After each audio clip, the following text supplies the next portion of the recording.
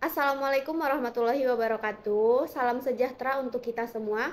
Perkenalkan, saya Elina Sari Hasibuan dan kedua rekan saya, Berlian Gultom dan Galuh Rahmade Serida. Pada kesempatan kali ini, kami akan menjelaskan tentang materi eksistensi wayang kulit sebagai media pelestarian budaya dalam mata pelajaran kewirausahaan yang diampu oleh Ibu Dr. Sri Utami Ningsi, SH, SPD, MPD, MH. Oke teman-teman, jadi materi yang pertama yang akan kita bahas pada kesempatan kali ini yaitu mengenai sejarah wayang kulit. Pasti dari kita masih banyak yang belum tahu secara mendalam apa sih itu wayang kulit. Nah, jadi di sini saya pribadi, saya sendiri yang akan menjelaskan mengenai sejarah wayang kulit. Sejarah wayang kulit, secara filosofi, wayang berarti bayangan mengenai kehidupan.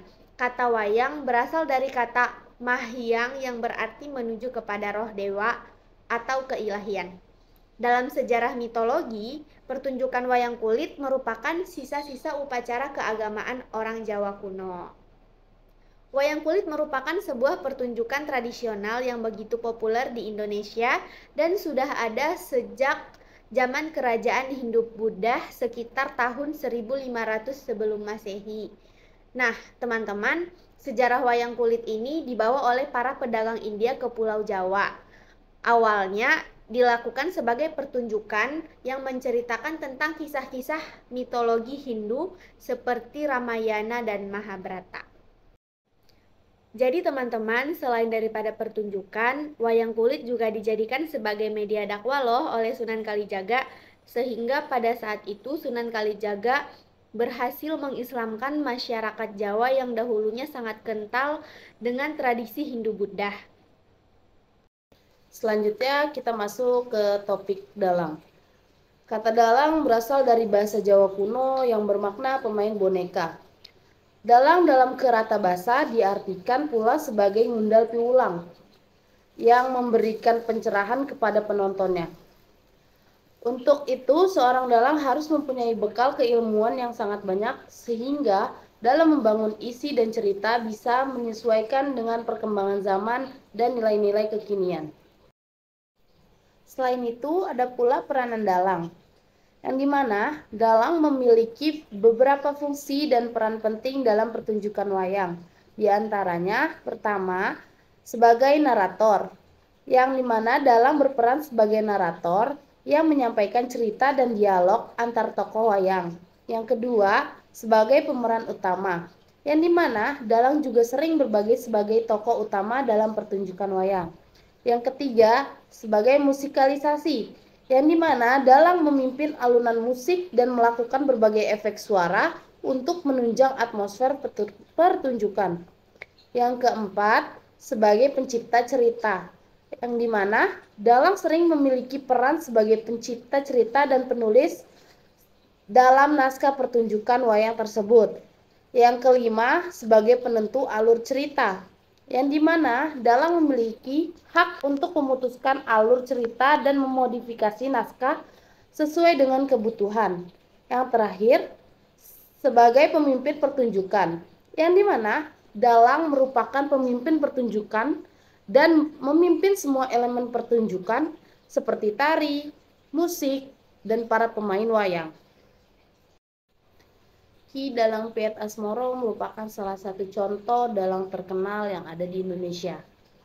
Dalang Piet Asmoro merupakan seniman pendalang yang hidup di desa Bejijong, Kecamatan Trawulan. Ki Piet Asmoro lahir sekitar tahun 1914 di Peterongan, Jombang. Ki Dalang Piet Asmoro ini mengasah bakat pendalangannya dengan belajar seni di Pasionan yang didirikan RAA Kromo Adinegoro, yang merupakan Bupati Mojokerto sekitar tahun 1930-an. Selain itu, beliau juga belajar pendalangan dengan Ki Dalang Goenarso di Waru. Ki Piet Asmoro merupakan pelopor wayang kulit Jawa Timuran atau Jekdo, yang saat ini dikenal dengan gaya Trawulanan atau juga bisa disebut gaya Mojokertoan. Kreasi Ki Piet Asmoro ini berbeda dari dalang-dalang lain pada masanya, hingga Gayanya masih menjadi kiblat dari pendalangan Jawa Timuran. Ada beberapa jenis wayang yang populer di Indonesia, di antaranya wayang golek, yang dimana wayang golek ini berasal dari Jawa Barat, terbuat dari kayu yang berbentuk manusia atau boneka. Selain itu, ada wayang kulit, yang dimana wayang kulit ini terbuat dari kulit kerbau, dan tanduk kerbau merupakan wayang yang paling populer dan biasanya dipentaskan di Jawa Tengah, Jawa Timur, dan Yogyakarta. Selanjutnya, wayang suket, yang dimana wayang suket ini berarti sebagai rumput. Terbuat dari kumpulan rumput yang dibuat sedemikian rupa sehingga membentuk wayang.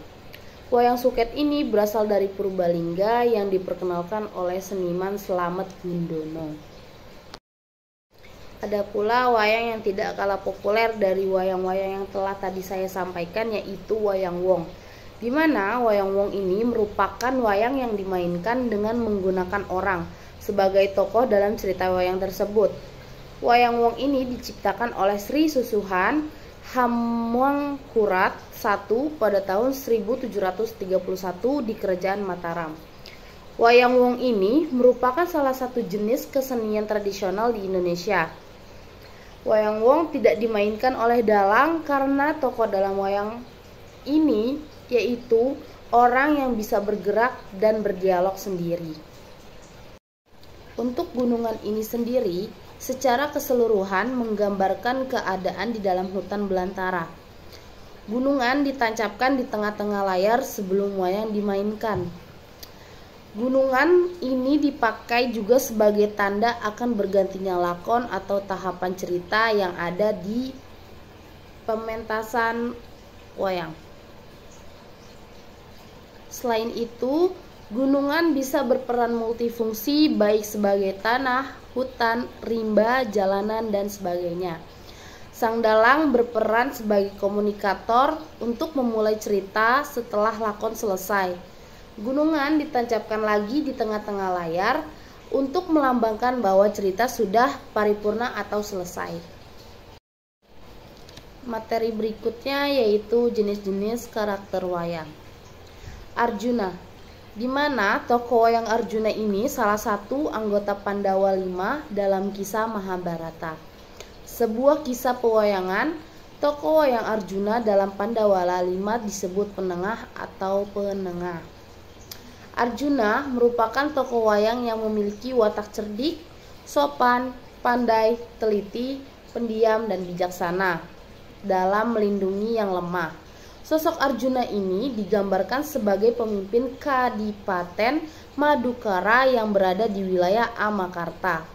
Ia memiliki keahlian dalam memanah, berperang, dan memiliki kecerdasan di atas rata-rata. Ia dinobatkan sebagai Raja Diangkayang bergelar Prabu Karitin. Teman-teman, karakter wayang yang kedua yaitu Abimanyu.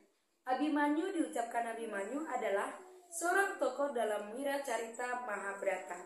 Ia adalah putra Arjuna dan Subadra.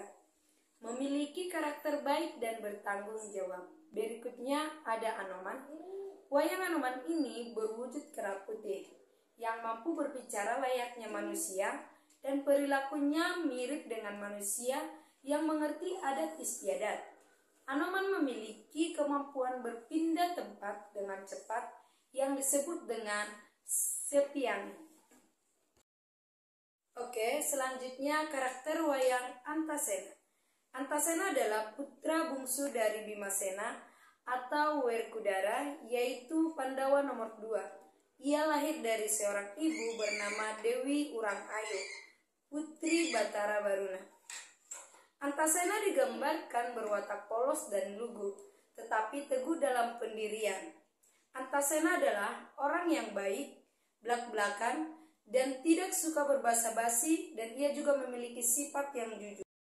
Berikutnya, Dewi Wara Srikandi merupakan seorang tokoh wayang pemberani. Ia merupakan seorang putri keraton ternama dan merupakan keturunan bangsawan. Srikandi merupakan simbol kepahlawanan dan simbol persamaan antara perempuan dan laki-laki karena prestasi dan kegesitannya. berikutnya, karakter wayang ini udah sering kita dengar dan sudah tidak asing lagi, yaitu Gatot Kaca. Gatot Kaca adalah seorang tokoh dalam Wiracarita Mahabharata, putra Bimasena atau Werkodara dari keluarga Pandawa. Ibunya bernama Hidimbi atau biasa disebut Arimbi, berasal dari bangsa Rakhasa. Gatot Kaca dikisahkan memiliki kekuatan luar biasa yang mampu terbang di angkasa tanpa menggunakan sayap.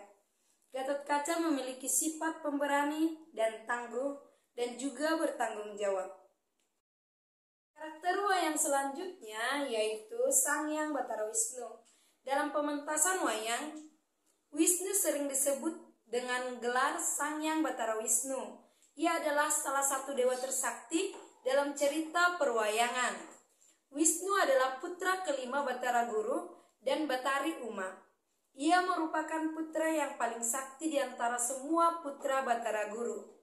Sosok Bata Wisnu digambarkan sebagai dewa berkulit hitam kebiruan, memiliki sakti Dwi Sri, bersenjata cakra, dan berwahana burung Garuda. Nah, untuk karakter wayang terakhir yaitu bernama Kresna. Kresna merupakan tokoh pendukung dan pelindung atau pengayom tokoh-tokoh yang memiliki sifat benar, utama, dan adil, yaitu Pandawa.